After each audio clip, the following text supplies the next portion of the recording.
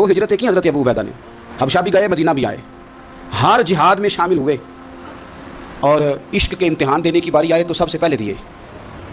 ज़िरा की 2 कड़ियाँ टूट के उहद के मैदान में हुजूर के रुखसारों में पेवस्त हो गई थी।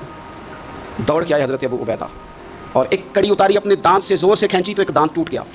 फिर दूसरी कड़ी ज़ोर से निकाली हुजूर के रुखसारे नूर से तो दूसरा दांत टूट गया। लेकिन हुजूर की तकलीफ बर्दाश्त नहीं कर सके।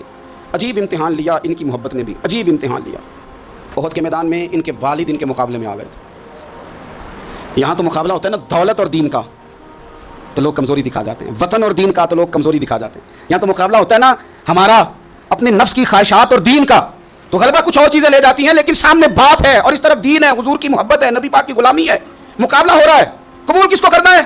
तो हज़रत अबू उबैदा ने फिर फैसला किया, मैदान उहद में तलवार उठाई और बाप की गर्दन काट के फेंक के लोगों को बताया कि कायनात में हम सबसे बढ़ के प्यार करते हैं तो मदीने वाले महबूब से करते हैं। उतार दी गर्दन बाप की।